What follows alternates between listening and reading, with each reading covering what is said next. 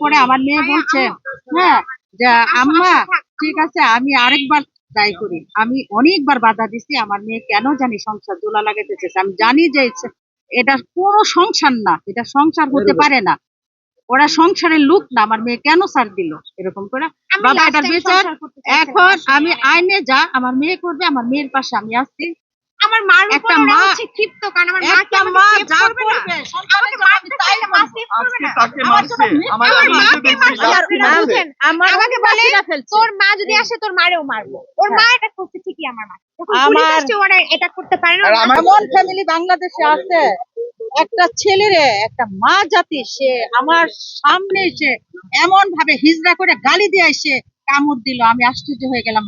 একটা মানুষ কিভাবে একটা মানুষকে এভাবে কামড় দিতে পারে, আশ্চর্য। এটা আসলে মাইনা নেওয়া যায় না। লিখনের আমি আসলে এটা শুট করার মতো না যে লিখনে আমি খবর দেওয়ার সঙ্গে শুনেছি মোহনা যখন সন্ধ্যার পরে 10টা 10:30 চিৎকার করে আমার বলতেছে, আম্মু তুমি আমার বাঁচাও বাঁচাও। আমি ট্রিপল লাইনে ফোন দিছি আমি নিজে। আমি ওর জন্য স্টে করতেছি মাইন্স থেকে আসা ঢাকাতে। আমি 1 মাস ধরে, ওর আব্বা অসুস্থ, ওর বাবাকে নিয়ে। হ্যাঁ, আমাকে কে ডেকেছে আপনি এটা মিডিয়াতে একটু বলেন, সবাই এটা প্রশ্ন তুলছে যে মোহনা ডাকছে কিনা।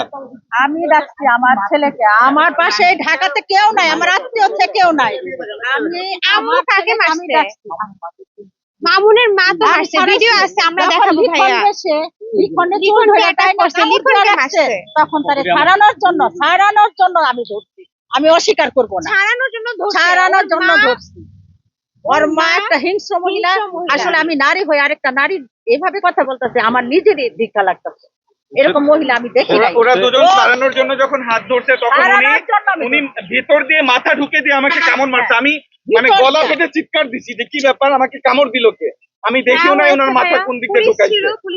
এই মহিলা, এই বুড়ি হচ্ছে অজগর সাপ, এই বুড়ি হচ্ছে সমাজের রাক্ষস বুড়ি, এই মানুষের রক্ত খেকো বুড়ি, রক্ত খেতে চায়। আপনাদেরকে ডেকে কথা বলে লাইলা মোহনার রক্ত খেয়ে হয় না, এখন আমার রক্ত খাওয়ার জন্য এই বুড়ি উঠে পড়ে লাগছে। এই বুড়ি আসলে আমার প্রতি অ্যাডিক্টেড। এই বুড়ি চাই যে আমি তাকে সত্যিকারে যেন বিয়ে করি। ভাই বাবা আপনারা আসলে সুস্থ কিছু লেখেন, অন্য কিছু লিখতে আমি বলি না। আমার মেয়ের বিরুদ্ধে সঠিক জিনিসগুলো তুলে ধরেন, এটাই আমরা চাই। বাবা কোনো ধৈর্য ধরে বের করতে পারে আমার দুঃখ লাভ লেখেন, আমার কোনো এতে সমস্যা নাই। কিন্তু ও আমার সাথে যে হিংসা আচরণগুলো করতেছে আমি চাই ওদের বিচার পাবে, না হলে ও কন্টিনিউয়াসলি করে যাবে। আমার ইচ্ছা কিন্তু কখনোই ছিল না যে মামুনকে কোনো শাস্তি করানো বা কিছু। আমি জাস্ট অলওয়েজ চাইছি যে আমি বারবার বলছি কিন্তু আরেকটা মেয়ের সাথে আমাকে অপেক্ষা করে গেছে সংসার আমার কোনো সোশ্যাল মিডিয়া দরকার নেই, আমার ফেসবুক আইডি দরকার নেই, আমি কোনো পেজে দরকার নেই, আমার কোনো বিয়ের দরকার নেই, আমি এটা করিও নাই। কোনো মা এটা সহ্য করতে বলেন আপনারা, কোনো মা এটা আমার মা আমাকে ফিরে দেখেছে দেখে আমার মাকে দেখতে পারে না, আমার মার উপরে অ্যাটাক।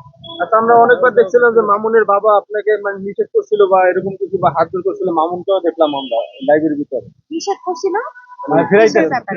হ্যাঁ, তখন ফিরাইতে আসে, যখন আমি আমার মাকে কল দিছি তখন তারা ফিরাইতে আসে। এর এক মুহূর্তে আমাকে কেউ ফিরাইতে আসে তখন তারা লাইভে, যখন লাইভে তখন ওই যে বললাম লাইভে ওদের মানুষকে দেখাইতে হয়, মানুষের সাথে ওদের যেহেতু সোশ্যাল মিডিয়াতে কাজ করে মানুষের কাছে ভালো সাজতে হয়, ভালো থাকতে হয়।